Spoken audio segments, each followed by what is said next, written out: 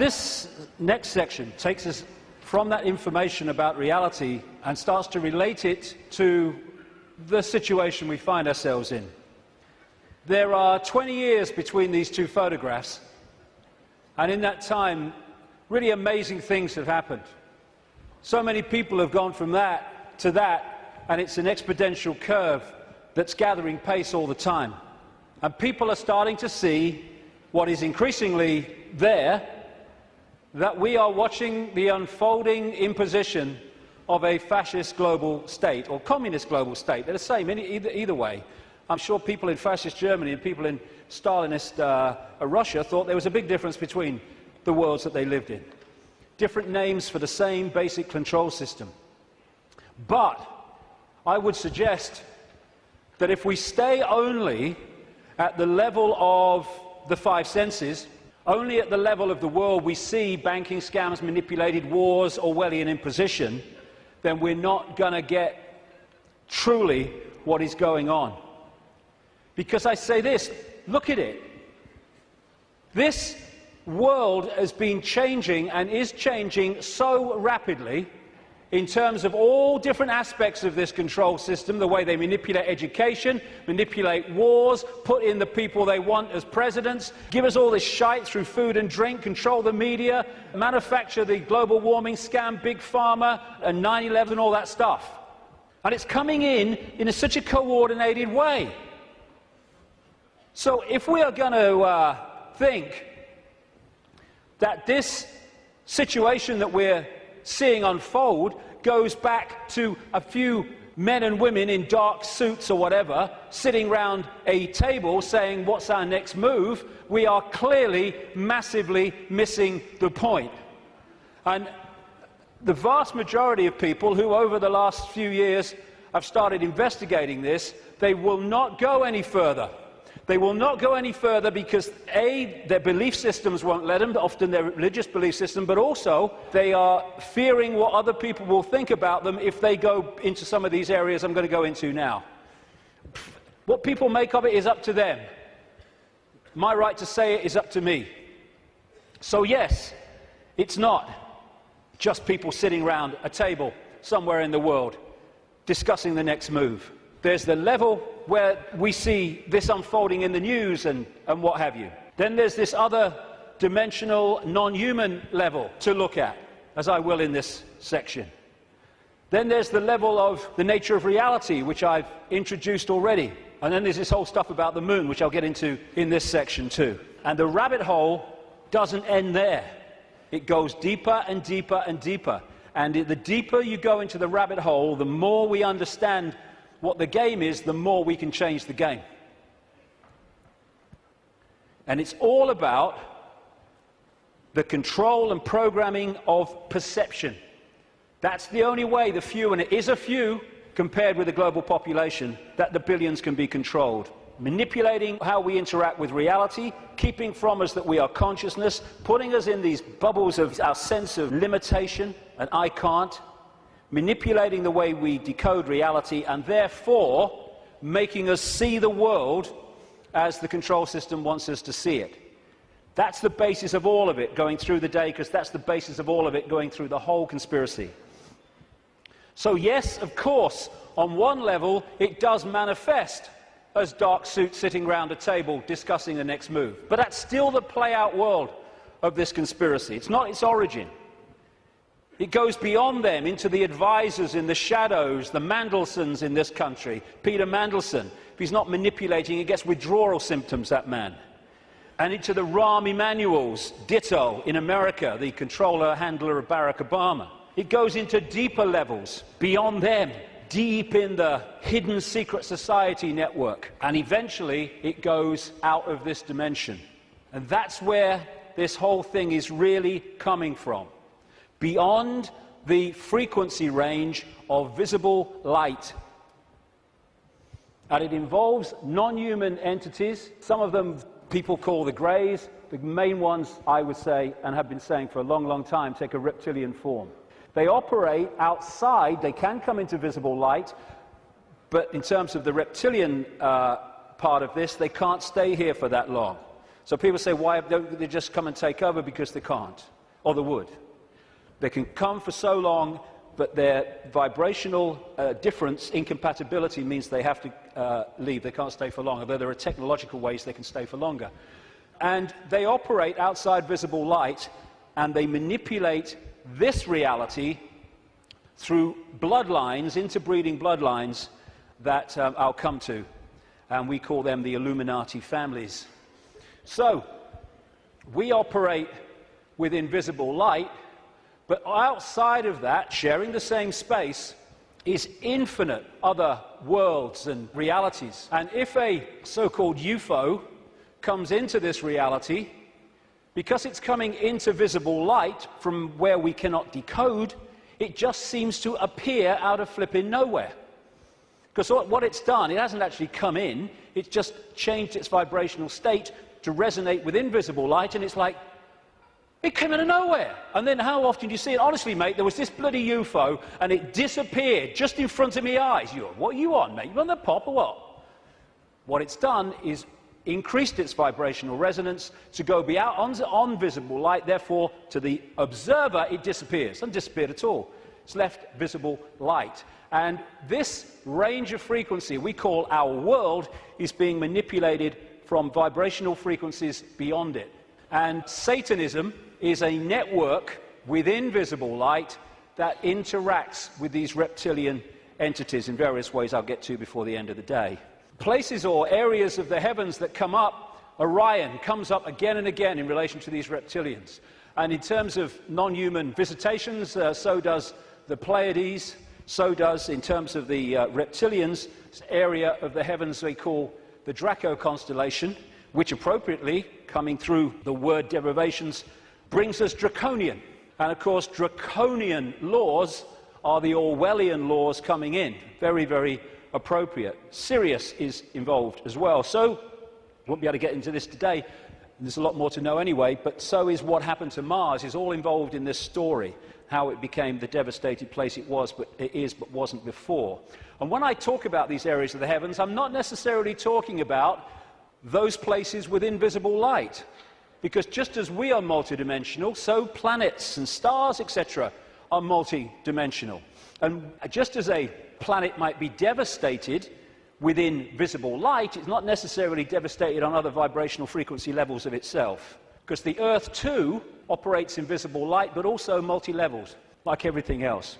Another major part of this story is that when these reptilian entities started intervening, they manipulated human genetics through interbreeding. Not necessarily physical interbreeding, interbreeding through technological methods, and also changing human form by changing the messages, the information, I'll come to this before we finish this section, that the DNA is picking up. And through that, you can change a form by changing the information the DNA is picking up. And it's no accident that humans have massive, fundamental reptilian genetics.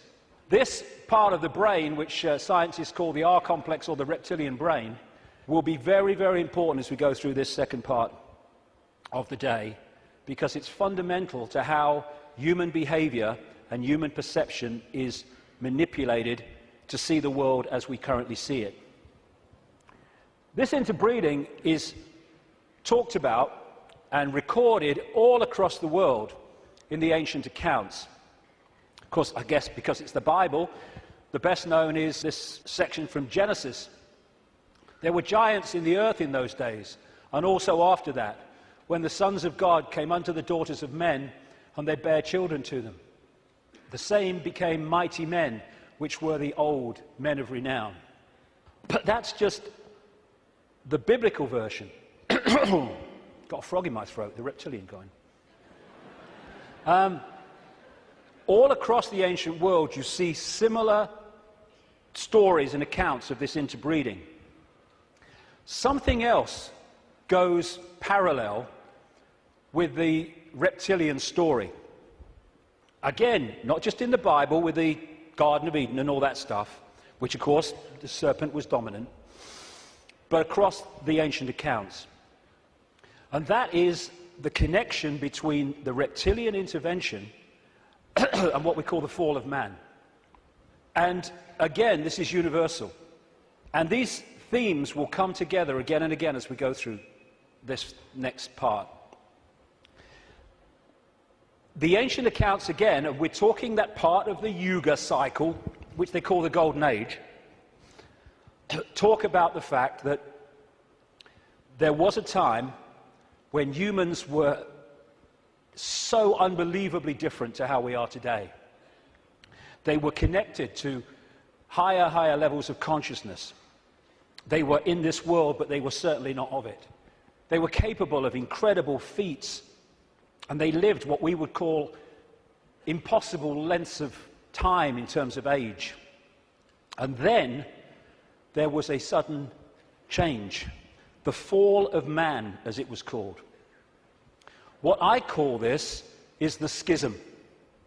There was an energetic schism at the level of the metaphysical universe, the waveform-based information construct, and that, as it was decoded through into this holographic reality, obviously mirrored in the holographic play-out world the schism in the information construct. And this is a portrayal of that, a symbolic portrayal of that.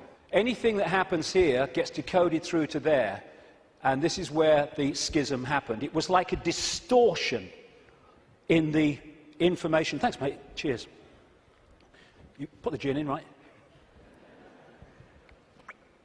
It was a distortion in the base information construct, and I'll be coming to how that happened.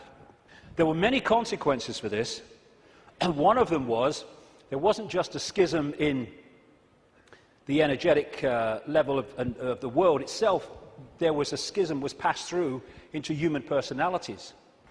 We became distorted also from the magnificence and harmony that we were before.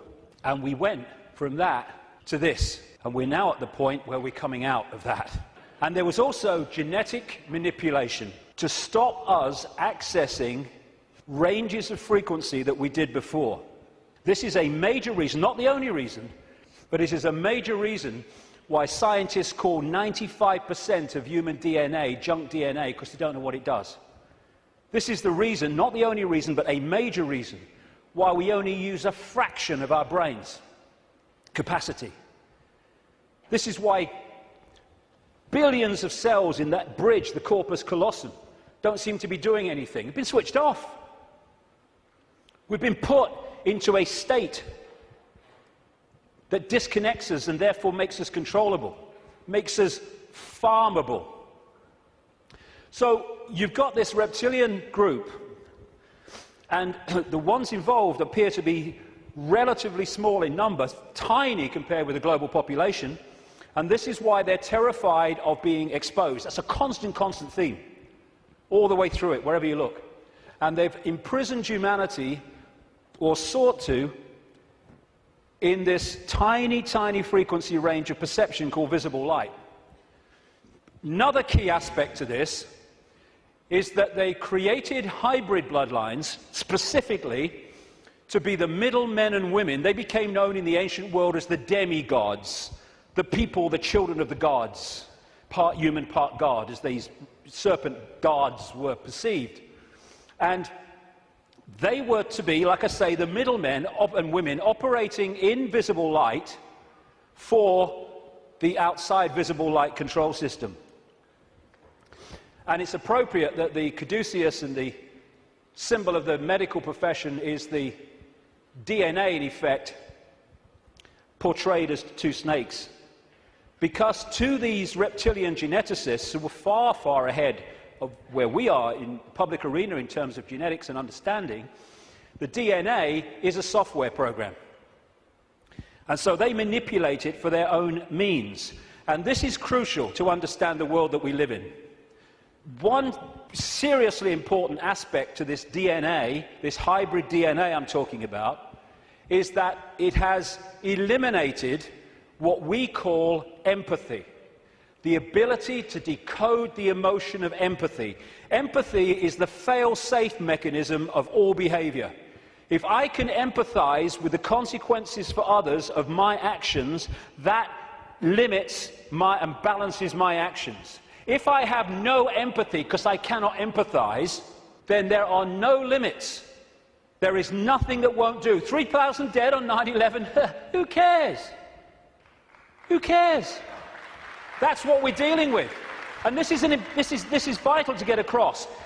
If we look at this information on the basis of thinking I wouldn't do that, so they wouldn't do it, then we're going to miss the plot completely. Because that's not like that. No, you wouldn't do it. They would, and have no emotional comeback whatsoever.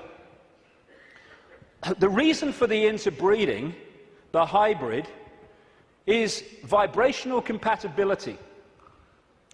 These hybrids have a greater infusion of reptilian DNA than the general population, although we have a lot. And therefore, the resonance is sympathetic to the resonance of these entities operating just outside visible light. And through this resonant connection, like two radio stations talking to each other, the possessing entity outside of visible light can control the thoughts, actions, perceptions of the intermediary, the demigod. And of course, the theme of possession is as old as history, right up to the present day. We look at these people. All these pictures are by Neil Haig, by the way. Anything that looks like this. Great friend of mine, great artist. And this image symbolizes the fact that he looks at him with invisible light and he sees George Bush. Nothing else. What people don't see, because it's outside the frequency range of their decoding system, is there are entities around these people who are actually controlling these people's thoughts, actions, etc. A number of psychics have said to me around the world how they've seen people walking along the street or wherever, and then they've seen like an ethereal reptilian entity locking into these bottom two chakra points, the emotional level, one of them is, and floating around with them. And this is a kind of a good analogy. You know when there's scientists in a laboratory and they're trying to work with something that they can't touch because it's too dangerous, what they're working with will be in a tank, and they'll put gloves on, which allows them to be outside the tank, but to manipulate inside the tank. Well, that is a very good symbol of what I'm talking about. These Illuminati bloodlines, these hybrid bloodlines, operate like those gloves, operating inside this reality. And Neil symbolizes these Illuminati families with invisible light as this bearded man. Whenever you see him as we go along, that is symbolic of the Illuminati families, controlled beyond human sight by these reptilian entities. When the world started to recover from great geological catastrophes, which I'll come to in a second, there were areas of the world that stood out in terms of their abilities and potentials and advancement. These were some of them, and this area is particularly important to the bloodlines I'm talking about. The area that was once called Sumer, thousands of years BC, and became Babylon. This is why Babylon comes up in the writings of these people so often. And it's Mesopotamia, the land between two rivers. They didn't invade Iraq just for oil or just for anything. They didn't invade it for one thing, but multiple things. But one reason they're so obsessed with Iraq is because to these bloodlines in control of the world today, this is a very significant, almost religious piece of land, of historical importance to them. As Sumer and Babylon broke up, these bloodlines started going walkabout. They became the royal families of the world. And what do royal families claim? The right to rule because of the divine right to rule. The Chinese emperors used to claim the right to be emperor because of their genetic connection to the serpent gods. And this is a theme all across the world between the serpent gods and royalty. They became the aristocracy and the royal families, claiming the right to rule because of their DNA. Just down the bloody road from here, we have a head of state in Britain to this day who is only head of state because of her DNA. Head of state because of her DNA. I actually made a complaint, nothing happened to it, but I made a complaint to the Race Relations Commission, or whatever they call it. They said, if you see racism, report it. So I reported the royal family. Well, I mean, you would.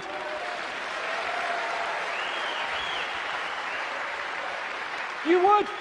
Because they go, racism, we must stop racism. All these bloody politicians go, well, get down to Buckingham Palace then. You're saying you can only be head of state, not only if you're bloody white, effectively, but if you only come from the same bloody family. Ridiculous. Anyway, it's always been and it still is. And so these aristocratic and royal families moved on. Eventually, when the people started to rebel against overt royal control dictatorship, these families, some of them stayed in the royal families overtly, and there's still some around, like ours. But these families moved into politics, into banking, into business, and became the dark suit, but they still perceive themselves as royalty, as special, because of this genetic connection to the serpent gods. And through the British Empire, the so-called Great British Empire, and the other European empires, as these bloodlines moved up into Europe from the Middle East, etc., they exported these bloodlines all over the world. And we saw them in power in what we call colonization. But there's two types of control. One has a finite life, one can go on forever until it's exposed. The one that has a finite life is a dictatorship that the people under dictatorship can see, touch and taste. Communism, fascism, apartheid. People know where they stand, and eventually, therefore, they will rebel against it because they know what they're dealing with. The greatest form of control is a control you can't see. Prison without the bars. You can't see the bars because you'll just sit there. People do not rebel against not being free when they think they are. And that's the idea of replacing the colony control with another kind of control called freedom. So what happened is, as these colonies, like the United States as it became, etc., and all the others around the world, as they were given independence, what was left out in those countries were the bloodline, under different names, the secret society network that manipulates the bloodline agenda, and those countries have gone on being controlled ever since. But because they have the ability to have a vote every 4 or 5 years, they don't realize they live in a tyranny. And that's how it works, the prison without the bars, and until it's exposed, it'll go on forever. And so these kind of people, especially the Rothschilds, they are major, major players in this. They are the middlemen for the manipulation of this reality from these entities mostly outside of this reality.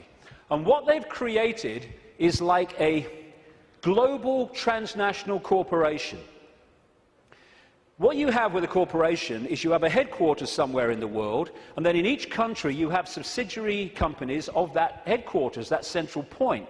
And all the subsidiaries in the world carry out the policy of the central point.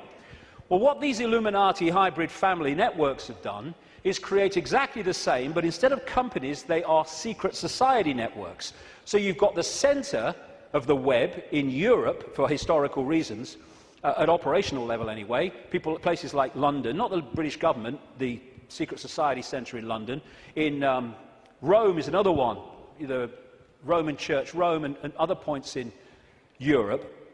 And then in each country, you have families from the network in those countries whose job it is to run the networks that control that country's business, banking, politics, media, all of it. And so what you have is, from this central point in Europe, the center of the web, all these different places and countries all over the world then impose on their country what is being dictated here. And that's why, as I travel around the world, I see the same things being introduced in different countries at the same time, overwhelmingly justified by the same excuses. It's all a global network.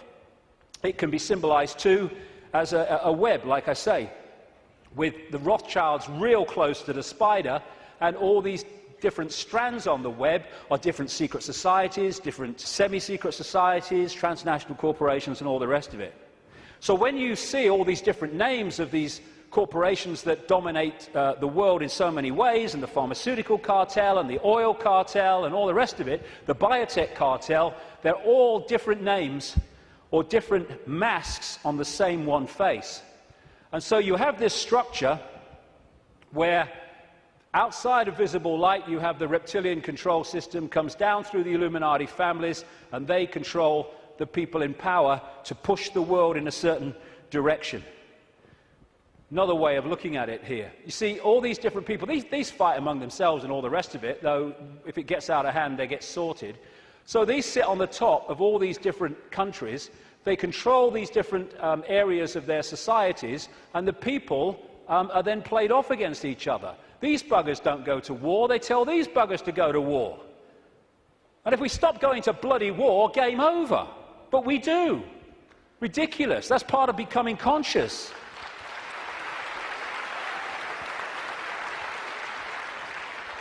So these people are just pawns in a game, in a way, genetic pawns in a game. They're just kind of shells to play out this agenda with invisible light. I mean, some batches are better than others, of course. So if you look at the principle of the Trojan horse, the symbol of the Trojan horse, coming into a society and not seeming to be what it is, though taking it over, and you put that on the face, well, you pretty much got symbolically what we're talking about here. People send me pictures from around the world and stuff that they find on the internet and elsewhere, which have a kind of reptilian feel about them. I'm not saying these are reptilian eyes, it could be a trick of the light, but I've used it because it gives an indication of the number of people that have told me this all around the world, from all walks of life, how they've seen people shift from a human to a reptilian state, and especially the eyes are the first to go. They describe how the pupils become reptilian. And interestingly, a great friend of mine has an associate who, I don't agree with it, but he's been doing a research project to develop iris scan technology, and it led to him looking very deeply into 2,300 eyes. And he said he knew nothing about what I'm saying, probably never heard of me. And he said to my friend, the amazing thing was that about 4% appeared to be of reptilian type and appearance. And that is a recurring number, in my research anyway. 5% seem to be of this hybrid nature. So these people are reptilian hybrid human reptilians. And you look at the eyes, but behind the eyes are something else. I had an experience with this guy, Ted Heath. He was Prime Minister of Britain from 1970 to 74, took us into the European Union as it became. And it's a long story, I've told it before, but he looked at me in a dressing room in a television station, and as he looked at me, this is what his eyes did. His eyes went completely black, everything. And as I looked into his eyes, it must have been like that for, I don't know, maybe a minute, 2 minutes. And as I looked into his eyes, I said at the time, it was like looking into two black holes, because you couldn't make eye contact because there was no contact. And it was like, as I know now, looking through him into this other dimension where he was really controlled from. This man, Ted Heath, oh, my goodness me. My goodness me. The children that guy has tortured and killed. And I've been saying this since 1998 in print, and he was alive for many, many, many, many years after that. And nothing happened. Why? Because it's true. And so these people are like hiding behind human form. And hey, I rest my case. I rest my case.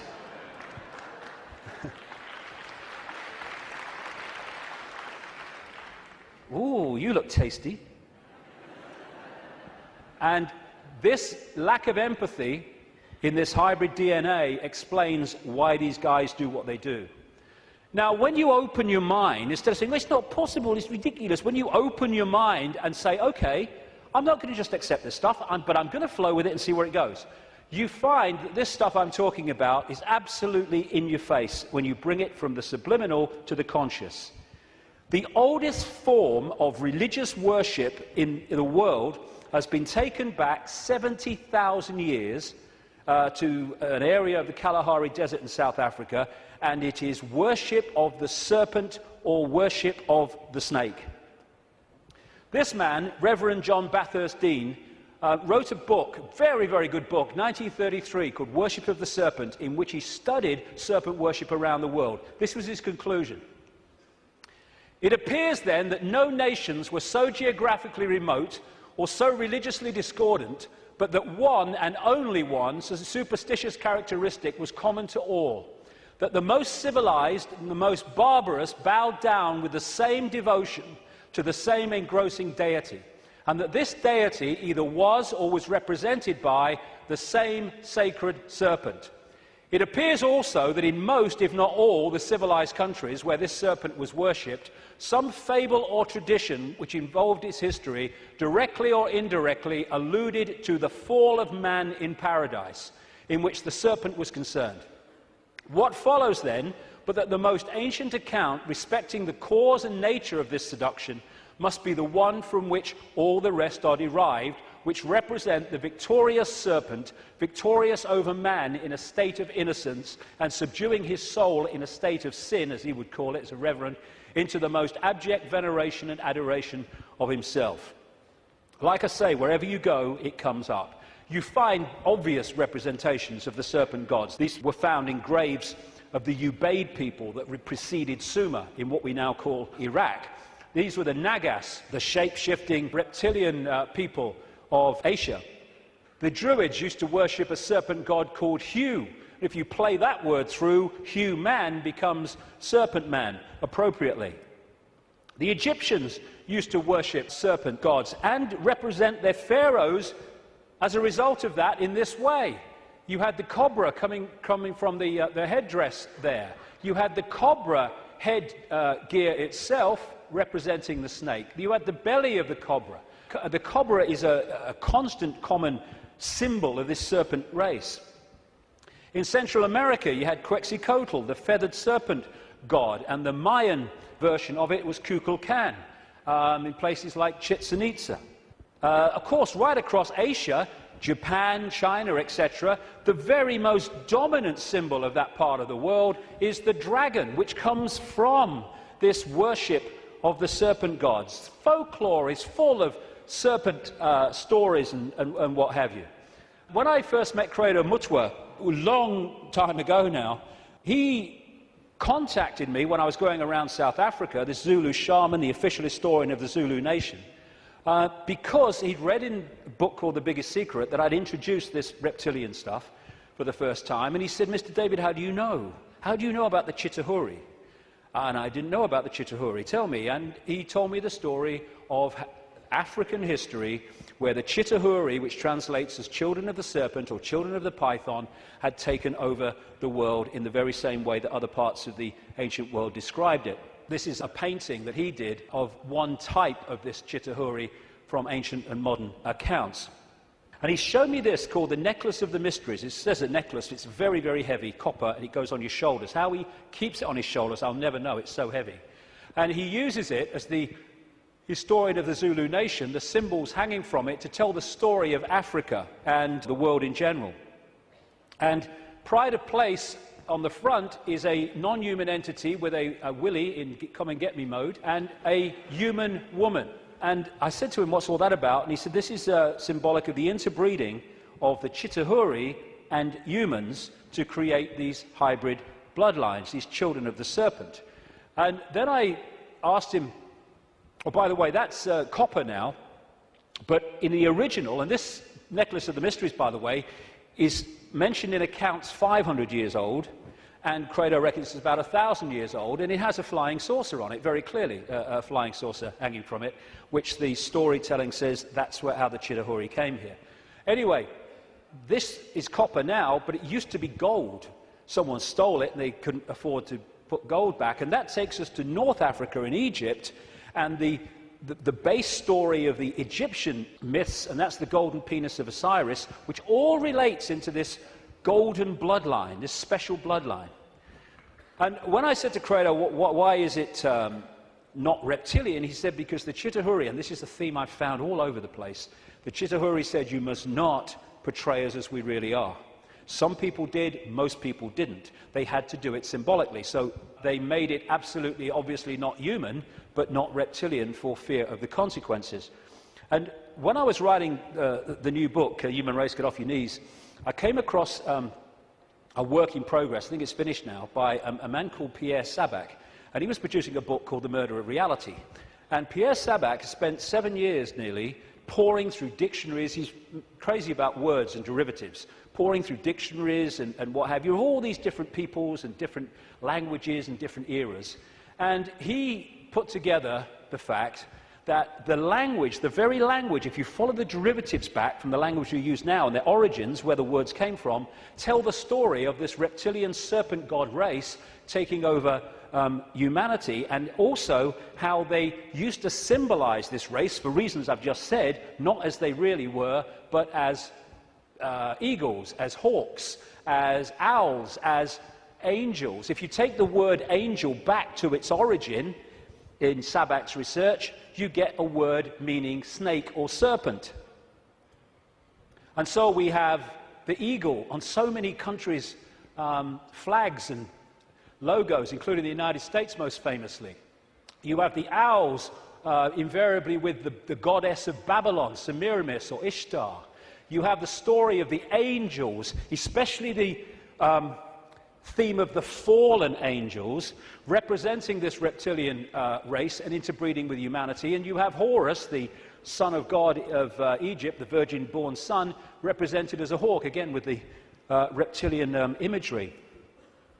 This seraphim, one of the hierarchy of angels in Christian and Hebrew Jewish belief, seraphim word means snake or serpent, if you take it back to its origin. You have the flying serpent disc, which is widely used in the ancient world. And another thing that they did was they symbolized the heavens as the upper ocean. We have the ocean that we have, obviously, and then you had the upper ocean, which was the heavens. And so they talked about the gods and the serpent gods coming in their heavenly boats through the upper ocean. And so you have a lot of marine symbolism, which doesn't relate to the sea, it relates to the upper ocean. And it's reading this. These bloodlines were known in the ancient world under different symbols and different codes, like children from heaven and earth, and children of the gods, children of the sky. And another big symbol of these gods, these serpent gods, were the Watchers. They were called the Watchers. This is widely found. And that's why there's an eye, as Credo Mutwa confirmed, on that hand on the necklace of the mysteries. That's the Watchers, that's the serpent gods. And that's why we have the eye on top of the pyramid, the all-seeing eye on the dollar bill, and why that is a massive Illuminati symbol in the secret society network. They are the gods overseeing the pyramid of control. One way that they often symbolized these hybrid bloodlines in the ancient world was as part human, down to the bottom of the torso, and then the legs, or the bottom part, being a snake. You come across this a great deal when you research this stuff. This is all symbolic of this half-human, half-snake symbolism. Over and over and over again you see it. And the cobra, like I say, is very much a common symbol of these serpent gods, as is fighting the serpent gods and battles with them. Even the word Messiah comes from Mesa, the Nile crocodile, which they used the oil from the Nile crocodile to anoint the pharaohs. And even today in the British coronation ceremony, they symbolize that as part of our own ceremony appropriately. In the Bible, the devil is symbolized or described in reptilian terms. The old serpent called the devil and Satan, who deceiveth the whole world. He was cast out into the earth, and his angels were cast out with him. Fallen angels, again, the recurring theme. All these folk tales about kissing frogs and turning into princes, and invariably you get reptilian themes, all part of the same story. And people send me images from all over the world as a result of the information I put out. It's amazing how many times you see the symbol of reptile and humans, or part human, part reptile. Or overseeing the gargoyles in the palaces and castles and churches of this elite are symbolic of that. And of course, over the last, 20 years or so, there's been a massive reptilian symbolism in children's stories and children's entertainment. And then recently, you saw this, it's a quick one, this 16th century painting in the National Portrait Gallery of Queen Elizabeth I, they thought she was holding flowers because that's what someone had painted over. But with where what's underneath is coming to light, and this is a representation of it. It was in one of the papers, again holding the snake, very, very appropriate. And these aristocratic families, which became the hybrids, again used reptilian, dragon, and all these other serpent images on their various coats of arms and what have you. And one of the centres, like I said earlier, is London. Not necessarily London, the Great Conurbation, but the City of London and the temple that runs into the City of London. The City of London, of course, being the great centre of not just British finance, but global finance. And how appropriate that they, too, have the symbol of the flying dragon and the symbol of the Knights Templar Secret Society, a major strand in this web of secret societies, as the very symbol of the City of London. You pass these as you go into the city, of course. Another theme you find with images around the world is of serpents eating humans. And not nice, it isn't, of course, but they do eat humans. When these reptilians come into visible light, they use humans as their food, like humans use animals, cattle, sheep. And then you'll see the recurring theme all over the world. This is in Central America, the Mayan area. This is a painting by Credo Mutwa from South African myths of the serpent gods, the Chitauri, eating humans. And this is Alfa Romeo. What's he doing there? What's he bloody doing there? Same thing. And in the garden of one of the palaces, or whatever you call them, mansions of Silvio Berlusconi in Italy, the leader and one of the world's most corrupt men, is again the same image. And outside of visible light, they feed off human energy, human emotion, especially, well, only low vibrational emotion, because that's all they can really access. And so they have to keep humans in a state of mental and emotional suppression so that we keep feeding out this energy, which they then absorb. And that will become relevant in the next section when I get into why paedophilia is so widespread among this elite. Because energy changes with the emotions we give out.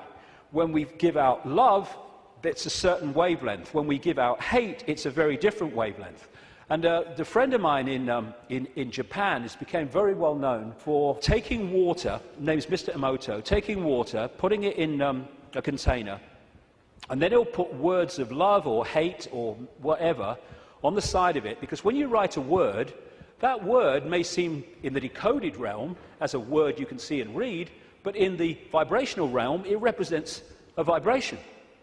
If you could see the vibration of writing the word hate to writing the word love, it would be dramatic. In fact, you're looking at it. Because what happens is, after he's put the word on the side of the water, he then freezes the water really, really fast. I've seen his laboratory where he does it. And then he photographs the crystals. This is the crystal from a water that had love and appreciation written on it.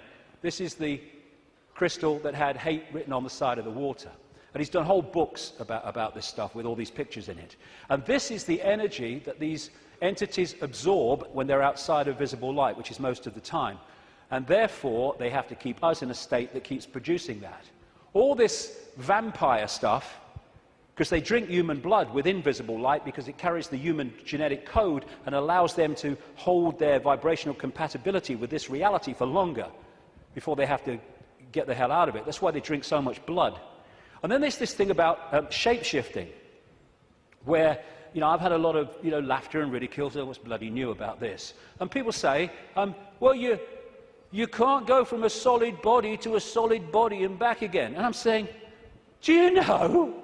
I agree with you. Of course you can't. But that's not what's happening, because there is no solid body. It's all happening as a decoding system. There is no solidity. So what shape-shifting is you have a situation like this, and the front dominating from our perception of observation energy field is the human one. So we look at George Bush or somebody, and we see a human. But sometimes, especially at times of high emotion, this shift can happen where the reptilian field comes forward. And as it does so, becomes the dominant one, often briefly, the observer now starts decoding that. And then it shifts back, and you start decoding this. And To the observer, decoding that shift, creating the holographic reality in their head, which is where everything happens, to their observation, someone's gone from a human to a reptilian and then back to human again. It's not, of course, shifting solidity. She's a hologram like we're all holograms, and they can shift. This is where shape-shifting happens, what we call physical shape-shifting, illusory, in our heads. So the road to tyranny began when these reptilians arrived. Before that, like I say, the world was very different. The golden age, the time when humans were just extraordinary before the suppression. And then came this energetic schism, this distortion in the information construct which got played out into the holographic world as, on one level, as massive geological events, with volcanoes and storms and what have you, and of course symbolized by Noah and the Great Flood, though there have been many of these, not just one. And Noah is simply a biblical version of much, much older stories that tell exactly the same story of how the earth turned over, how there was a massive flood, tidal waves, what we would call today tsunamis, how there were great geological catastrophes and upheavals, and basically the world was, certainly the society that went before, was destroyed. It was a blank sheet of paper. And in this distortion, humans lost the power of the connection they had to higher levels of awareness. And this happened. We went from being part of the field, knowingly so, and to being taken over and suppressed by this reptilian race. Because once the blank sheet of paper was created by the geological catastrophe, and why that happened I'll come to not very long from now, the earth started to settle down, and when it settled down, then everything started to be rebuilt, but in a very, very different, much lower level than it was before. And there was the genetic manipulation too. And in China, unlike most other countries, you can't access vast tracts of the internet because the computer system has been firewalled off to stop Chinese people accessing that area of the internet that the authorities don't want them to see. What happened as a part of this intervention, I kind of mentioned it a little earlier, is that human genetics were manipulated to do exactly the same to us, to firewall off us from the level of reality that we could access before. So we went into this prison called visible light that we've been in ever since, and particularly isolated in the left side of the brain so that we only perceive through the five senses, and we can only see structure and language and a hierarchy and all that stuff, and our potential dramatically reduced. And this world came as a result of it. And it's dominated by controlling human perception, by suppressing our true self and dictating what we bring into holographic reality. Okay, now let's go really crazy. I've had enough of only being half crazy. Let's do the bloody lot, eh?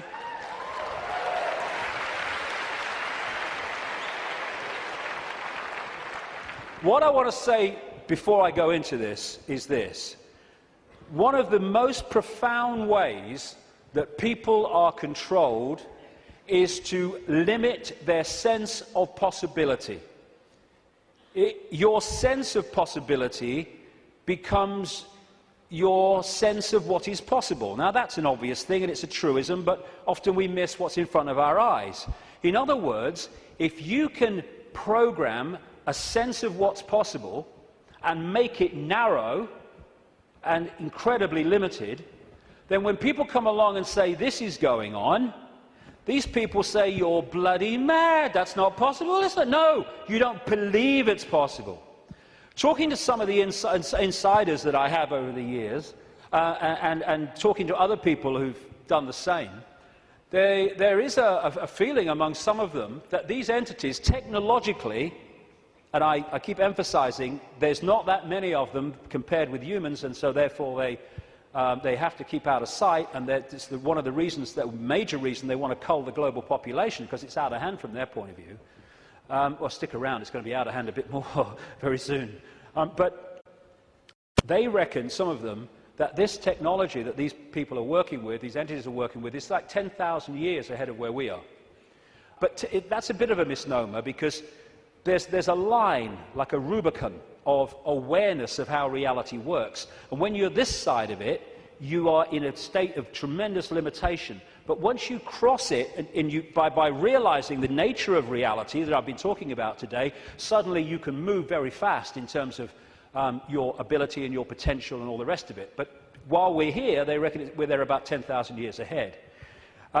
So we're dealing not with what we can do, but with what very advanced technological entities will do. Not spiritually advanced, intellectually, technologically advanced.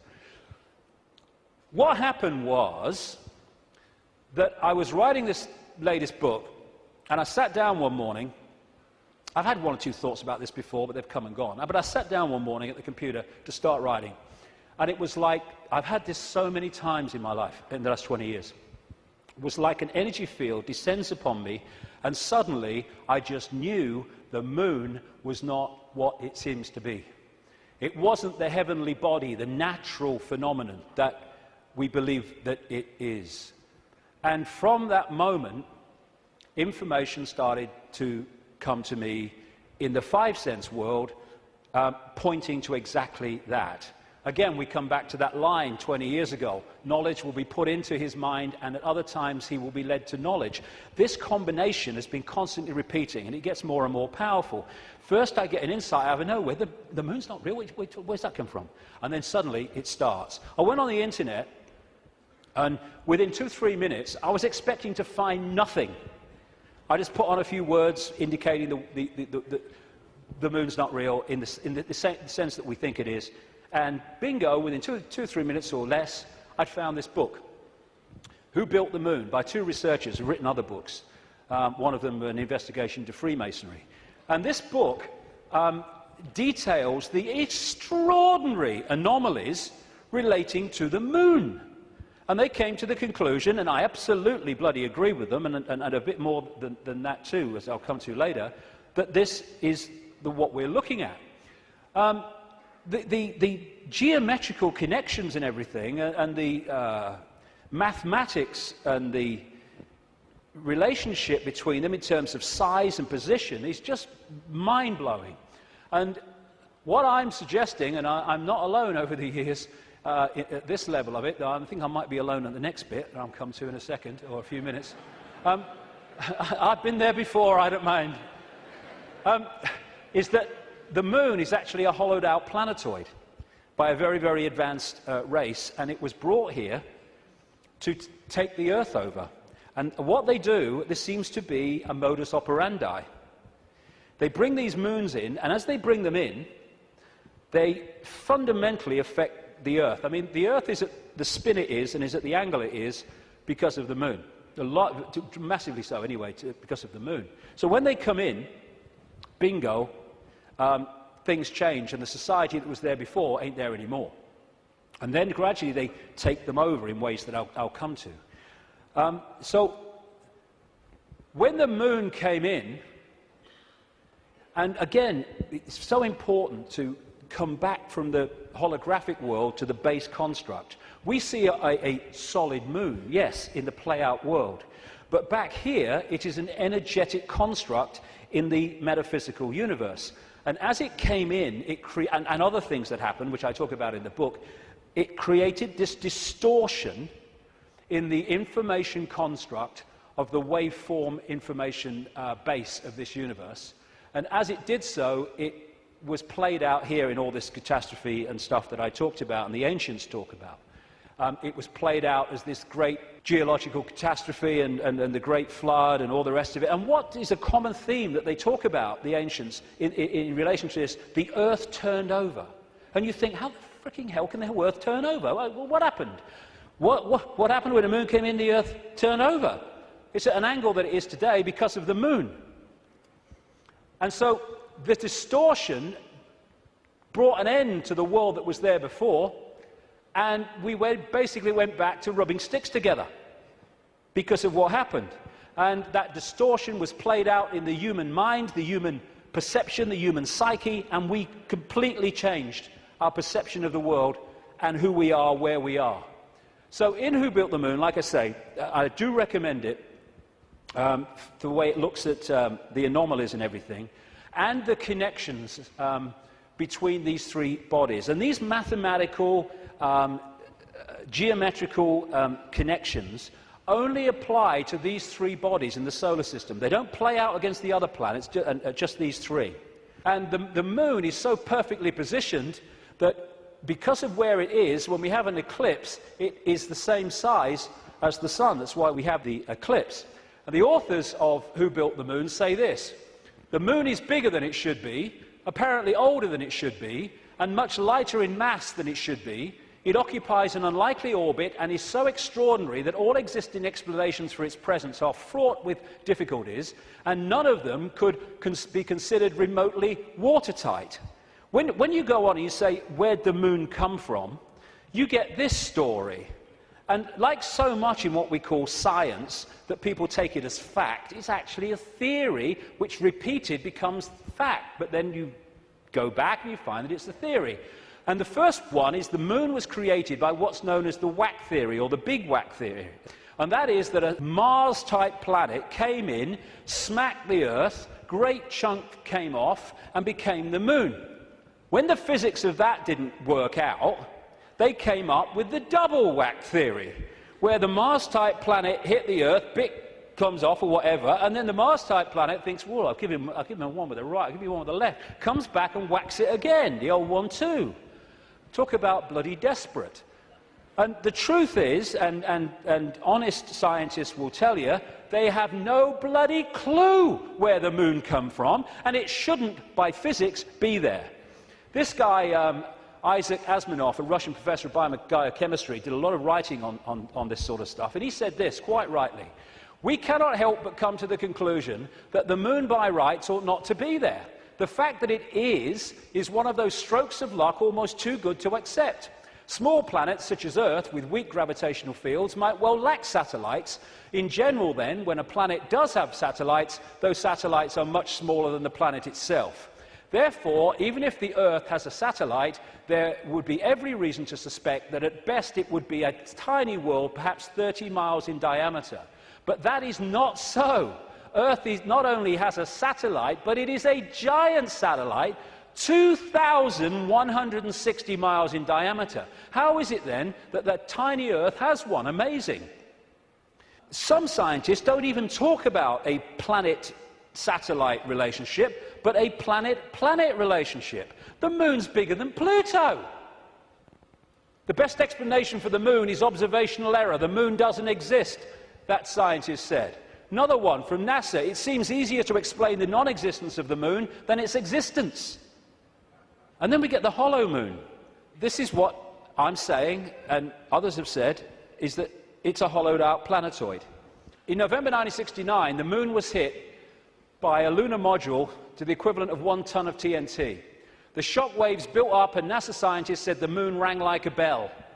Maurice Ewing, a co-director of the seismic experiment, told the news conference, "As for the meaning of it, I'd rather not make an interpretation right now, but it is as though someone had struck a bell, say in the belfry of a church, a single blow, and found that the reverberation from it continued for 30 minutes. It got a bigger smack eventually, which I'll come to."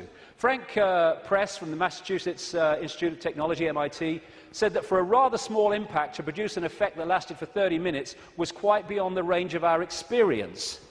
This is a guy called Gordon MacDonald. He said in the early 1960s, it would seem that the moon is more like a hollow than a homogeneous sphere. And this guy from MIT said the lunar orbiter experiments had vastly improved knowledge of the moon's gravitational field and indicated the frightening possibility that the moon might be hollow. Now we'll come to this bigger whack. A launch vehicle struck the moon with the equivalent of 11 tons of TNT, and NASA scientists said the moon reacted like a gong and continued to vibrate for 3 hours and 20 minutes to a depth of up to 25 miles. Ken Johnson, a supervisor of the Data and Photo Control Department during the Apollo missions, told Who Built the Moon author Alan Butler that the moon not only rang like a bell, but the whole moon wobbled in such a precise way that it was almost as though it had gigantic hydraulic damper struts inside it. These two Russian scientists from the Soviet Academy of Scientists wrote an article in 1970 in Sputnik magazine in Russia, headed, "Is the Moon the Creation of an Alien Intelligence?" And all these years later, it indicates to the fact that they were right. What they point out, and others point out, is the outer surface of the Moon is extremely hard and contains minerals like titanium. Moon rocks have been found to contain processed metals, including brass and mica, and the elements uranium-236 and neptunium-237 that have never been found to occur naturally. Uranium-236 is a long-lived radioactive nuclear waste and is found in spent nuclear fuel and reprocessed uranium. Neptunium-237 is a radioactive metallic element and a byproduct of nuclear reactors and the production of plutonium. Some lunar rocks have been found to contain 10 times more titanium than titanium-rich rocks on Earth. Titanium is used in supersonic jets, deep-diving submarines, and spacecraft. Dr. Harold Urey, the winner of the Nobel Prize for Chemistry, said he was terribly puzzled by the rocks from the Moon, and in particular their titanium content. He said the samples were mind-blowers and that he could not account for the titanium.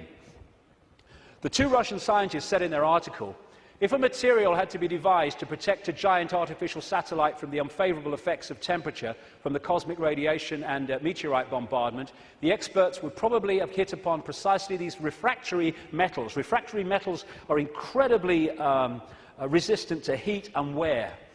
In that case, is it not clear why lunar rock is such an extraordinarily poor heat conductor, a factor which so amazed the astronauts? Wasn't that what the designers of this super Sputnik of the Earth were after? From the engineer's point of view, this spaceship of ages long past, which we call the Moon, is superbly constructed. They say it's a hollowed-out planetoid, and they say if you're going to launch an artificial Sputnik, then it is advisable to make it hollow.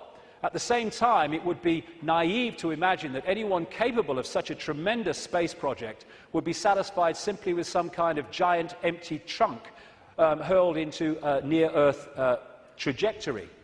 It is more likely that what we have here is a very ancient spaceship, the interior of which was filled with fuel for the engines and materials and appliances for repair work, navigation instruments, observation equipment, and all manner of machinery. In other words, everything necessary to enable this caravel of the universe to serve as a Noah's Ark, appropriate, of intelligence, perhaps even as the home of a whole civilization, envisaging a prolonged thousands of millions of years existence and long wanderings through space, thousands of millions of miles. Naturally, the hull of such a spaceship must be super tough in order to stand up to the blows of meteorites and sharp fluctuations between extreme heat and extreme cold. Probably the shell is a double-layered affair. The basis is a dark armouring of about 20 miles in thickness, and outside of it some kind of more loosely packed covering, a thinner layer averaging about 3 miles. In certain areas where the lunar seas and craters are, the upper layer is quite thin, in some cases non-existent. And as this scientist said, the Moon is made inside out. In other words, what's on the outside should really be on the inside, and that supports the idea of a hollowed-out planetoid. So, when I started to put this together, and there's a lot more of this in the new book, I then called the Oracle in South Africa, Credo Mutwa, and I found Zulu legends to be incredibly accurate with their symbolism. And this is the thing, symbolism. You get these anthropologists and people, they go around and they look at these shamans and these ancient stories, and they take the blooming things literally. Now, like I said earlier, we now have the tools which make it easier for us, because technology is mirroring reality, therefore we have the analogies. When these ancient stories were put together, they didn't have that. They had to try to get their point across in simple ways that people of that time could relate to. So they used symbolism. So when I read Arang Credo Mutwa, I didn't tell him anything that I'd put together or come across or thought. I just said to him, can you tell me any Zulu legends about the Moon? And he said, yes, we consider the Moon to be an egg. Now, when you take that literally, you say, the Moon's an egg, the anthropologists, the primitive people you know. But no, they symbolize it as an egg for a reason. And this is what he said. The legends, the Zulu legends, say that the Moon was brought here hundreds of generations ago by two brothers, Wawani and Umpanku, who were the leaders of the Chitauri. They were known as the Water Brothers and had, quote, scaly skin like a fish. Now, this story relates almost exactly to the stories found on ancient clay tablets in what is now Iraq, Sumerian accounts of the Anunnaki, a non-human race, I would say reptilian race, that came to the earth in the same way that other parts of the world, in the ancient world, talk about. And the Anunnaki, according to these accounts, were led by two brothers called Enki and Enlil. And at least one of them, Enki, was symbolized under another name too as in relation to water, exactly the same as this. Zulu legends tell of how Wawani and Mpanku stole the moon in the form of an egg, and this is why they symbolize an egg, not because they're primitive, from the great fire dragon and emptied out the yolk until it was hollow. They then rolled the moon across the sky to the earth and caused cataclysmic events on this planet. Zulu legends also say that the Chitauri threatened to move the moon if humans didn't do what they said because of the devastation that would cause. What the two scientists said about this 2-3 mile outer kind of protection, followed by a 20-mile impregnable layer, explains one of the anomalies of the moon, which the craters are pretty much of universal depth. Even though the scale of the impact and the size of the crater can be massively different, the depth is about the same, really, within a very short ratio. And that's, the scientists say, because it goes into the outer layer, the kind of buffer, but it can't go further than this inner protection layer that is impregnable. This guy, Don Wilson, wrote a book in the 70s called Our Mysterious Spaceship Moon. And these are some of the anomalies that he lists, and there are others that can be explained by what we're talking about. Why the moon is a freak world, too big and too far out to be a natural satellite of Earth. Why the moon has such shallow craters. Why some moon rocks are older than Earth and as old, at least, as the solar system. Why the moon seems inside out. Why the moon vibrates like a huge gong, transmitting tremors great distances around and through itself. How the moon can produce so many contradictions of data and findings. And I think it was in 2001, there was a series of people who spoke at the National Press Club in Washington, who were insiders of government projects and space projects, etc., who came out to give evidence on things that they saw and were covered up and have never come to light. And one of them was this man, Sergeant Carl Wolf. He was a precision electronics photographic equipment engineer based at the Langley Air Force Base in Virginia. That's the CIA Air Force Base. One of the planes in 9/11 flew out of that and never got there, wasn't meant to. But what he told at the press club was that he was called across to part of this base where they were putting together what they called mosaics. As the craft were flying over the moon and photographing it, they were taking different photographs and piecing them together to complete the landscape. And they had a technical problem, so he went over to try to help them out with it. And then a guy there who was working with his mosaics showed him something of interest. And this is what he said at that presentation in Washington. Then he pulled out one of these mosaics and showed this base, which had geometrical shapes that were towers. They were spherical buildings, they were tall towers and things that looked somewhat like radar dishes, but they were large structures. If I compare it to what I have seen now, because I do have photographs that have artifacts in them that are similar to what I saw, they're massive. And this is a thing, you think about the moon, massive. This is a thing that comes up. The structures and technology and, if you like, spaceships that these people work with, some of them are absolutely enormous, beyond our comprehension, because they've crossed that Rubicon of understanding how reality works and therefore what possibility is. Some of these structures are half a mile in size. They're huge structures. Some of the buildings seem to have very reflective surfaces on them. A couple of structures that I saw reminded me of cooling towers at power generating plants. They had that sort of shape. Some of them were just very, very straight and tall with a flat top. Some of them were round. Some of them looked like Quonset huts and with a dome, a kind of like a greenhouse. The particular shot that I saw, there were several clustered together over the landscape, a fairly large landscape. And other people at that press club presentation talked about how NASA systematically smudged out or removed any non-natural artifacts that they showed on the surface of the moon. And this documentary called Moon Rising, you can watch it on YouTube, I think, looked at photographs taken by something called the Clementine mission in 1994, I think it was, which took 1.8 million photographs, digital photographs of the moon. And you see the way that some things on the landscape were just blocked out. I mean, what's behind this? There's loads of these things which they've blocked them out, and then there's this, which has been smudged out. If you take it from another angle, there it is. What the heck is that? One of the kind of astounding things in this documentary is that they said they took this picture to a photographic expert who's worked with NASA, and he estimated that this was 10 times the size of Los Angeles.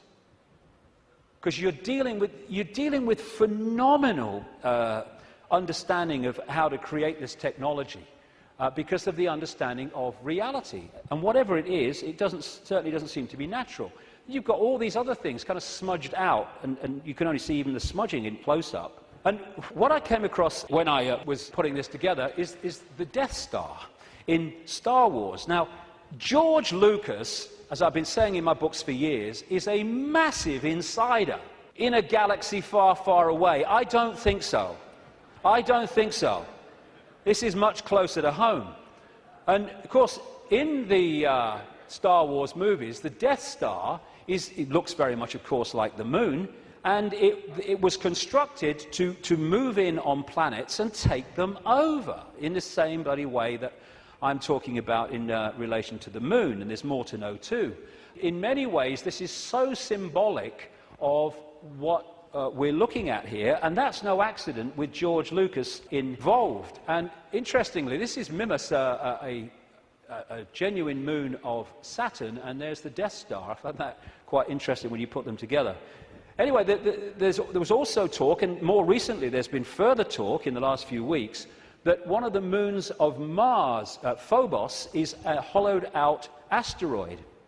This guy said a long time ago, in '63, Chief of Applied Mathematics at NASA, that Phobos might be a colossal base orbiting Mars, and like I say, that's come back into the debate that it could be.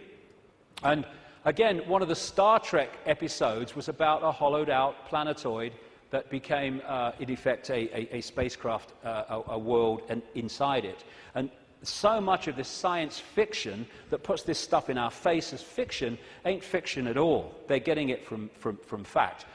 So, like I say, there's not just incredible synchronicity in mathematics and size and position between these three bodies, but as the authors of Who Built the Moon point out, there's great synchronicity between things like Stonehenge and other megalithic structures and these three bodies, particularly the moon.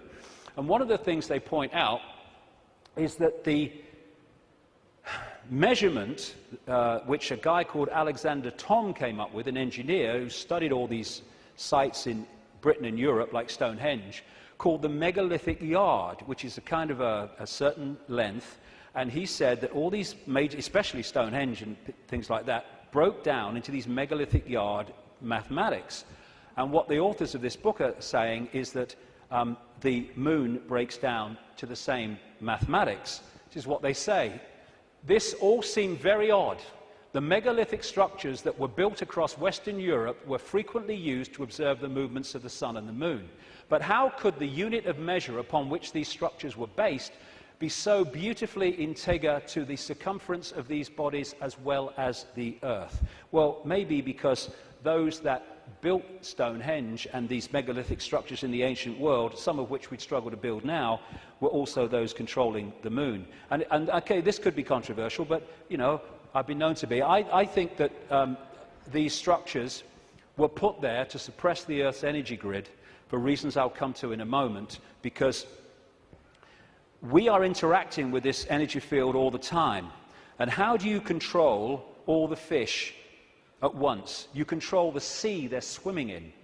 And the way to control humanity and suppress humanity is to suppress the energy field and the energy and information available in that field that we can access.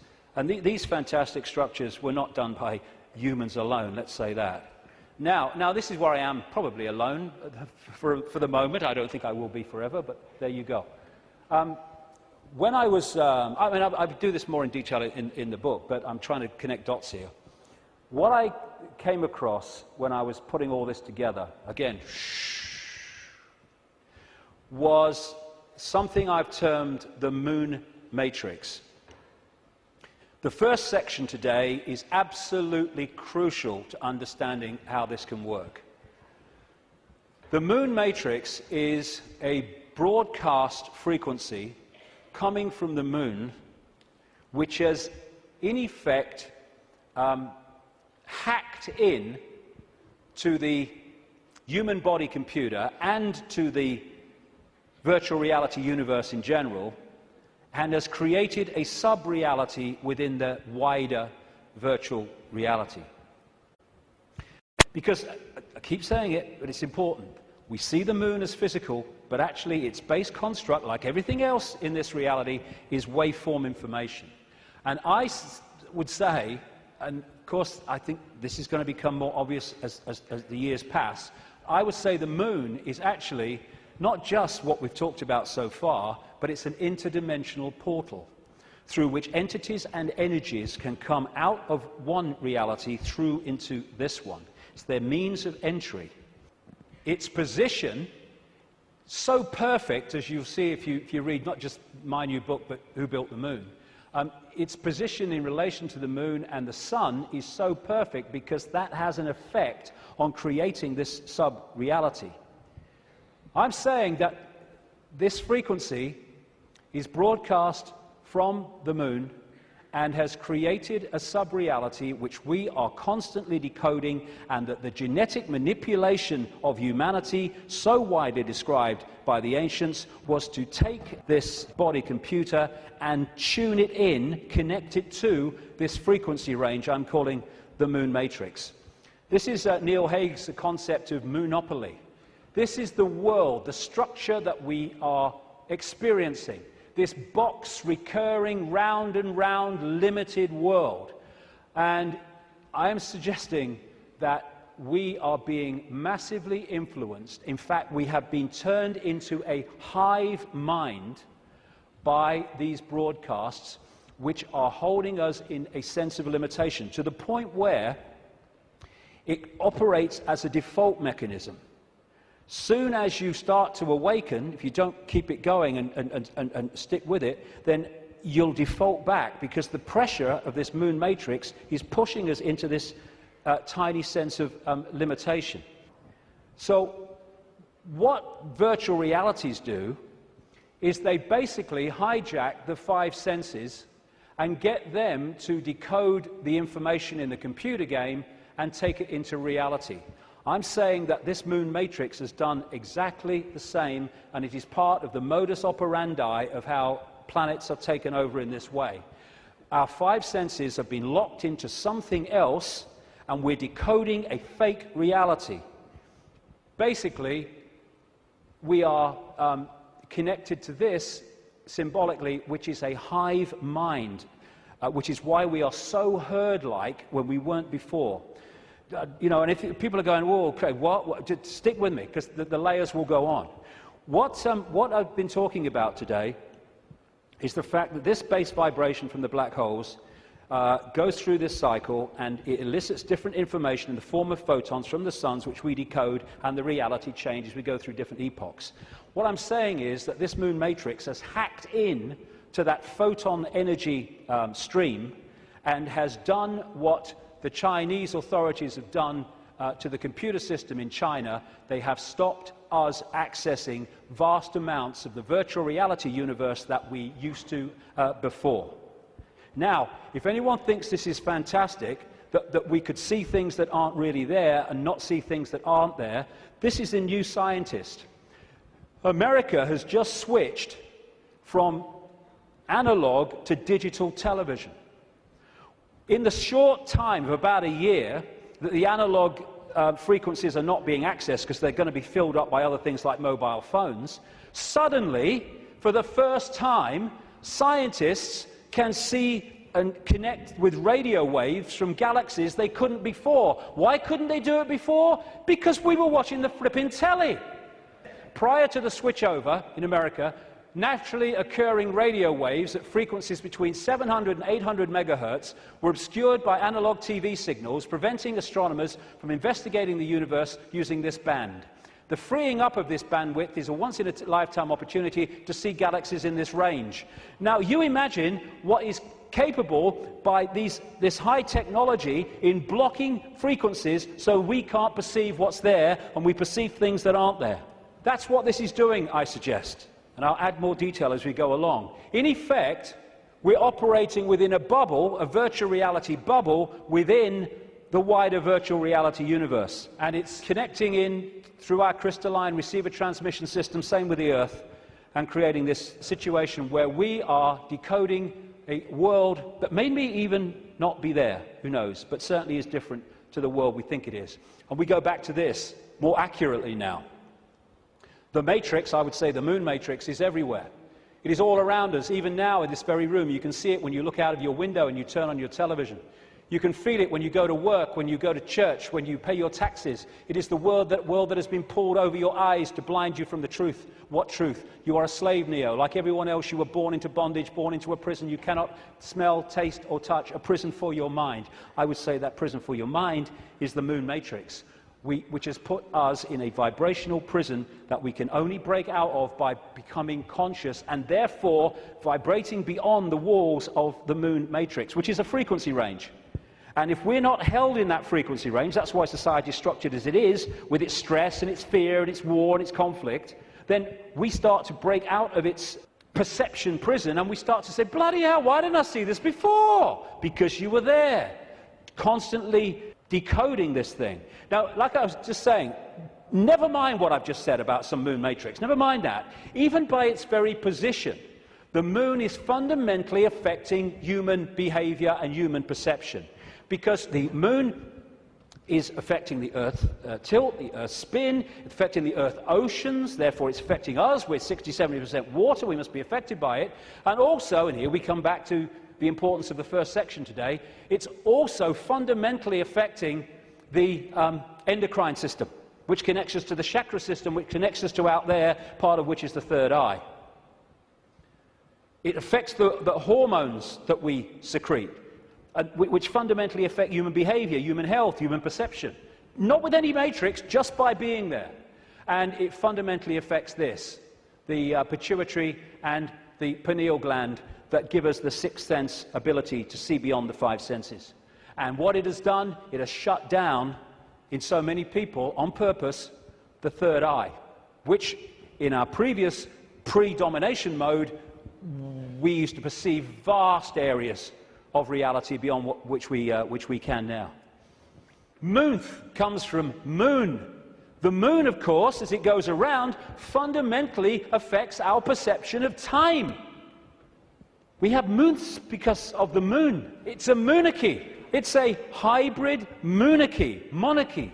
And one of the major ways they control us, seems to be a modus operandi again, is money, controlled by the Rothschilds. Now, I saw a film, some years ago,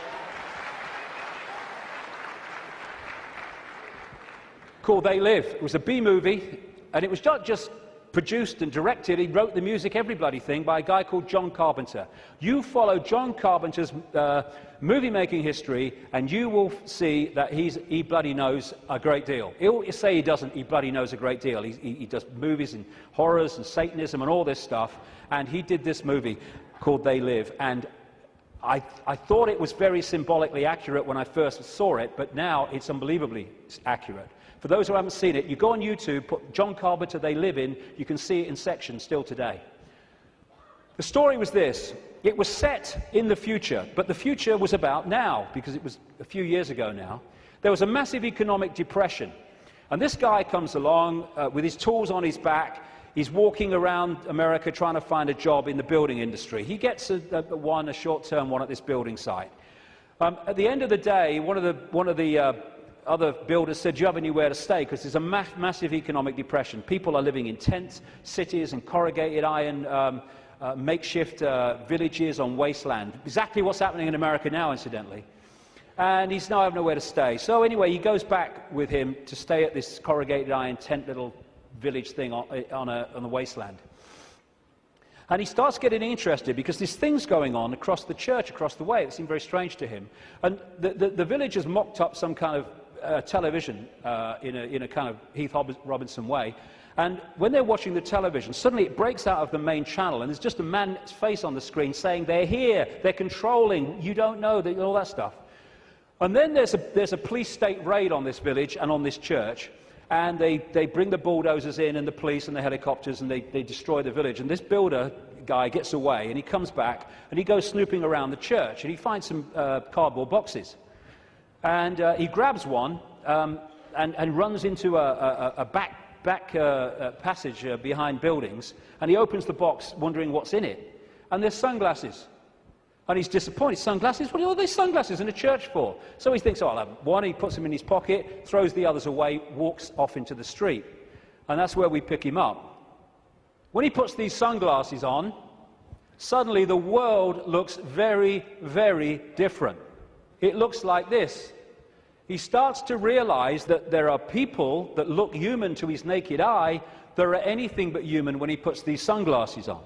Not only that, where he's seeing adverts with his naked eye, drink Coca-Cola, holiday in Jamaica or whatever, what he can see with the glasses on is subliminal instructions: conform, stay asleep, consume, watch TV, submit, and all the rest of it. All on levels that he can't see. Other people who haven't got the glasses, they're interacting with various people, but he can see are not human. He looks at the president making a speech. He's not human when he looks at him through the glasses. Same with a number of people in law enforcement. Newsreaders were the same. And where it goes is that at the end of the movie, they realize that the reason that people cannot see without the glasses, what he can see, is because there is a frequency being transmitted from the top of a television tower, which is preventing the population seeing what they would normally see if that frequency wasn't being broadcast. And what they do is they break the broadcast frequency, they stop the dish working, and people are sitting in bars, and suddenly they can now see the guy next to them's not human. What a bloody laugh that would be, wouldn't it? And there's people out having sex and then realizing, hey, I didn't really come home with you. Tell you the funny thing, a lady in Canada told me this story happened to her. I spoke in Canada years ago now, and I met this lady. She was a power-dressing businesswoman, you know, very of this world. But she'd had this experience, and she was shaking when she told me the story. She said that she got this boyfriend who had a dark side, she said, that he knew about and he was trying to deal with. And they come home, and they go into the bedroom, and there was a shelf at top of her bed, and standing there was the book, The Biggest Secret, which, for the first time, I introduced this reptilian thing. He then goes crazy, she said, when he sees the book. And he got her to throw it away. Oh, what are you reading that rubbish for? And all that stuff. Mind you, he's not alone in that. And then they start having sex. And he's kind of on top of her. And she said, I had my hand on the bottom of his back.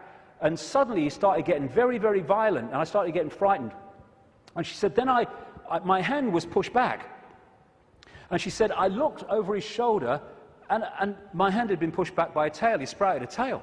She said, I screamed, threw him off. And for a second or two in front of me, he was totally reptilian, and then morphed back to human and ran out of the house, never seen him again.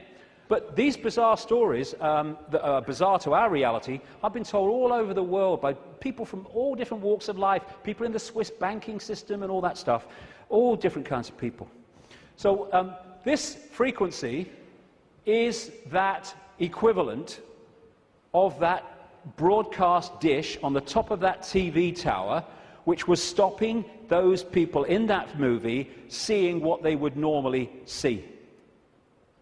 Now, when we bring this down into the reptilian world, well, it gets interesting, because we live in a society that is an expression of the reptilian brain. This man, Carl Sagan, a cosmologist, very famous, he wrote a book called The Dragons of Eden, in which he was looking at the effect of reptilian genetics on human behavior. And he said you cannot, in effect, understand human behavior without understanding the reptilian aspect of all this. And we come back to what I mentioned earlier. This part of the brain, known as the reptilian brain or the R complex to scientists, is so fundamental to human behavior, as I'll explain in a second. And I'm saying that this genetic manipulation that the ancients talk about all over the world by the serpent gods locked us in to the moon matrix through the reptilian brain because it connects into the hive mind of the reptilian species in the moon. And this, like I say, fundamentally expresses itself as the world that we live in. And I'll come to that more in a second. Now, in the 60s, around that time, there's a guy called Carlos Castaneda who wrote books based on the teachings of a Central American shaman source called Don Juan Matus. Some people say Don Juan didn't exist. Some people say he did. Whatever, the words that were put into his mouth are just absolutely extraordinarily accurate. And I read this quote coming up after I'd put this stuff together that I've been talking about. This is what Don Juan Matus said in these books. We have a predator that came from the depth of the cosmos and took over the rule of our lives. Human beings and its prisoners. The predator is our lord and master. It has rendered us docile, helpless. If we want to protest, it suppresses our protest. If we want to act independently, it demands that we don't do so. Indeed, we are held prisoner. They took us over because we are food to them, and they squeeze us mercilessly because we are their sustenance. Just as we rear chickens in coops, the predators rear us in human coops, human eros. Therefore, their food is always available to them. Think for a moment and tell me how you would explain the contradictions between the intelligence of man the engineer and the stupidity of his systems of belief, or the stupidity of his contradictory behavior. Sorcerers believe that the predators have given us our systems of beliefs, our ideas of good and evil, our social mores. They are the ones who set up our dreams of success or failure. They have given us covetousness, greed, and cowardice. It is the predator who makes us complacent, routinary, and egomaniacal. In order to keep us obedient and meek and weak, the predators have engaged themselves in a stupendous maneuver. Stupendous, of course, from the point of view of a fighting strategist, a horrendous maneuver from the point of those who suffer it. They gave us their mind. The predator's mind is baroque, contradictory, morose, filled with the fear of being discovered any minute now. They gave us their mind. And that is how I suggest they've done it. We are connected if we operate within the hive reptilian brain mind. We are operating on a collective mind, which is pouring out this constant sense of anxiety, fear, worry, stress, because that keeps us within the confines of the frequency range of the moon matrix, i.e. attached to it, and it also elicits the emotional, low vibrational energy on which they feed. Behind all these pyramids of banking, medicine, religion, business, politics, is the reptilian hive mind. It connects into all these control systems that run our society. And now let's look at the character traits of the reptilian brain. Is this our society or what? This is mainstream science, by the way. From the reptilian brain, we get primitive and emotional responses, cold-blooded behavior, lack of empathy, if not balanced out by other parts of the brain, and territoriality. This is mine. Get out. A desire to control, an obsession with hierarchical structures of power. Aggression, might is right, winner takes all. And it is dominating our sense of reality and our reaction and responses to events and other people. This is the word that sums up the reptilian brain: survive, survival. It doesn't think, it hasn't got the ability to think, it reacts. That's why it can react so fast. There are good things about it. When you're driving along in your car and someone walks in front of you, what rams the anchors on immediately, without thinking, instantly, is the reptilian brain. But when that starts to impact on other parts of our behavior and our lives, then it becomes a very negative thing indeed. It is the reptilian brain and its fear of not surviving. It's always scanning the environment for threats, not just physical threats, but threats on other levels of our experience, which I'll explain in a second. And therefore, the targeting of the reptilian brain and the constant triggering of it is what gives us this constant fear, this constant stress, worry that goes on in all areas of our lives. Will I meet the rent at the end of the month? Oh my God, will I lose my job? Oh my God. And the more that we can be put in fear, here we go, the more we operate in the reptilian brain. That's why we're constantly given reasons to fear and to be anxious. Be afraid, be very afraid. The big bad monster's coming as soon as we've invented him. And when he's gone, we'll have another. Terrorism! Ah! Global warming! Ah! Swine flu! Ah! The economy! Ah! I don't look like her! Ah! I don't look like him! Ah! Constant reasons to fear.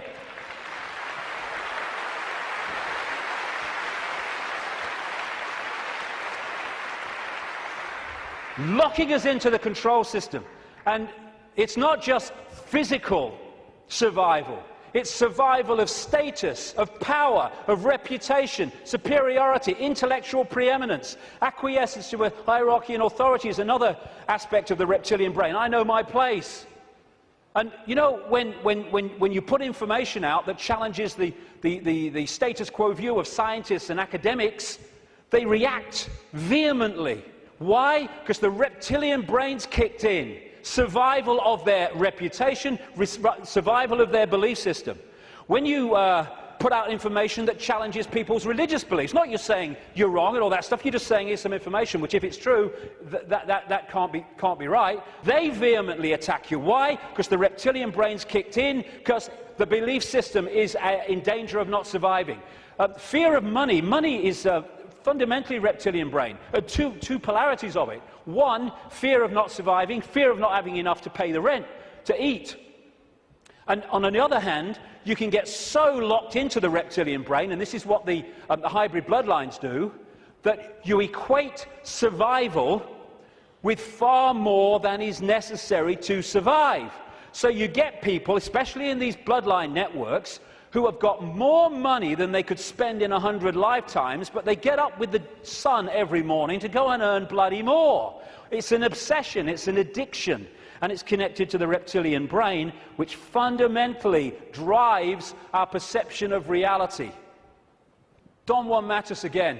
I know that even now, though you never have suffered hunger, you have food anxiety, which is none other than the anxiety of the predator who fears that at any moment now its maneuver is going to be uncovered and food is going to be denied. Through the mind, which after all is their mind, the predators inject into the lives of human beings whatever is convenient for them, and they ensure in this manner a degree of security to act as a buffer against this fear.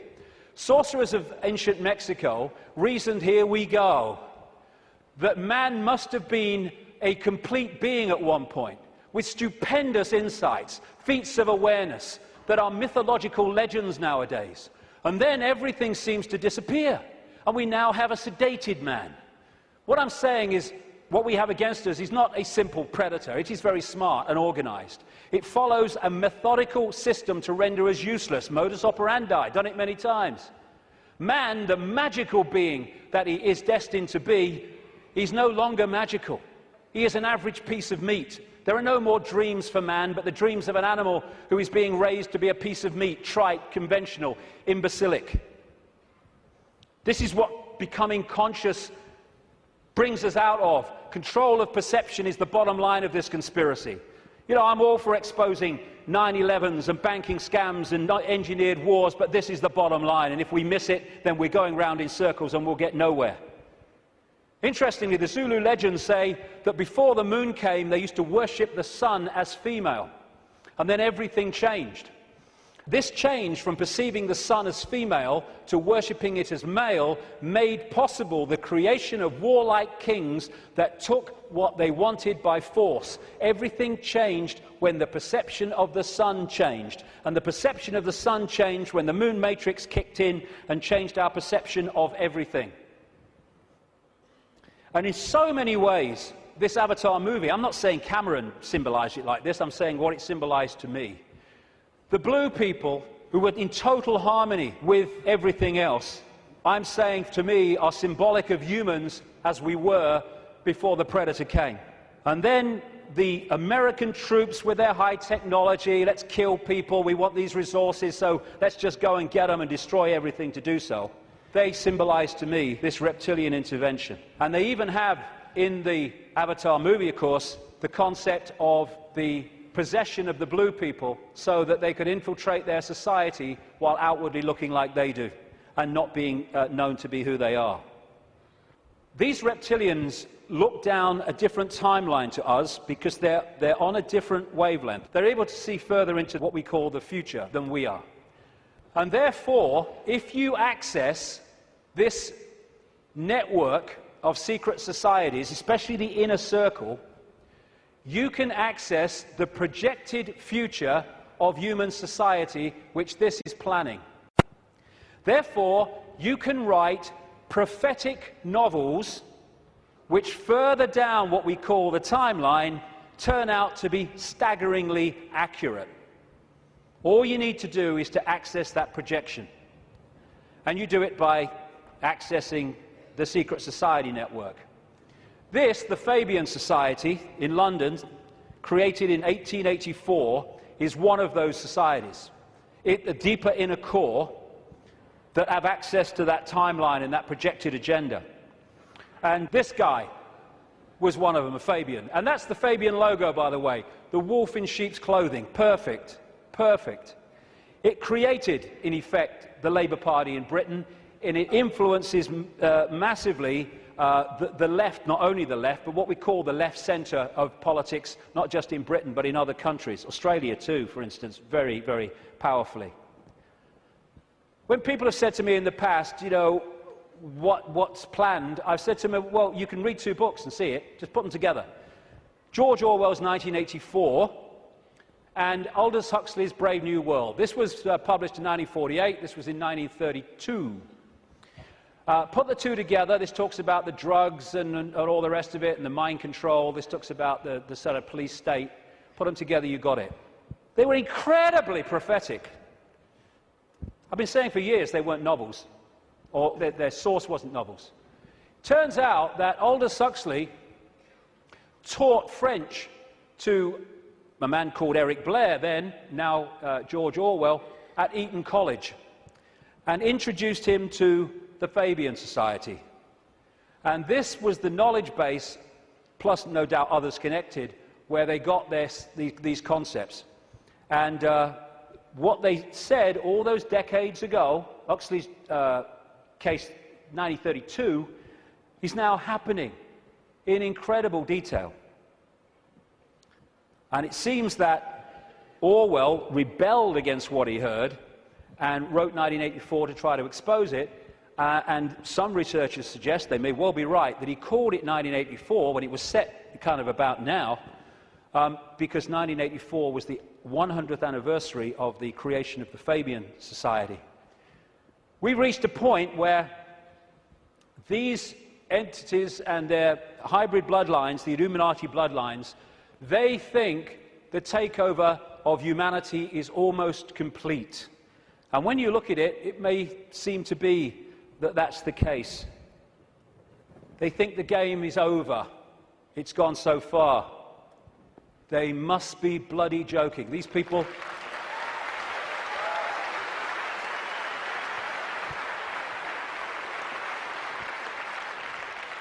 These people are in for the shock of their lives in the next few years. The shock of their lives. Because they can access so much, but they can't access beyond that. And they think the game's over because it seems to be here, but they can't perceive there. And when that comes in here, and it's very close to doing so, game over. Well, we've come a long way, haven't we? And what we're going to do now then is have a break for, say, 45 minutes, and I'll come back and look at the world as it is now and what's happening. Thank you very much. Thank you.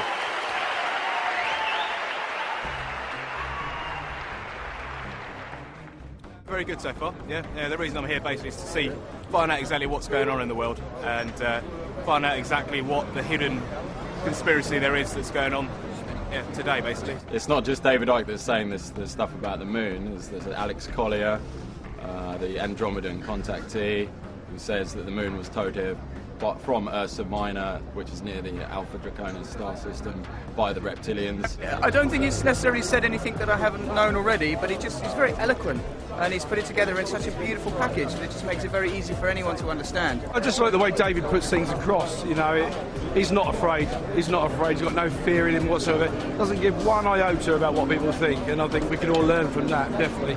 Ever since I was little, I've always thought that something was wrong. The way that society, because I believe that reality and the system that we live in are two completely different things. I've found it very difficult to concentrate in school because I was always told what to believe. It was very structured, and whenever I used to ask why, nobody could ever give me an answer. And it seems that David Icke seems to give those answers and opens up your perception to new possibilities. Some concepts of it I can agree with, definitely with the controlling aspect of it, because there's got, like, when you look at the controlling thing, there's got to be a way how they're really keeping us controlled. So I would say with that aspect of it, yeah, I do agree with it. I have read and I have seen many videos, and I think it's great because there is a lot of truth in everything he says, and there will be a lot of changes from now on. I admire what he's doing. I think he's got a lot of courage to step out and enlighten a lot of people about what's going on in the world that the majority of us don't really understand or know about. So I give him a thumbs up, really.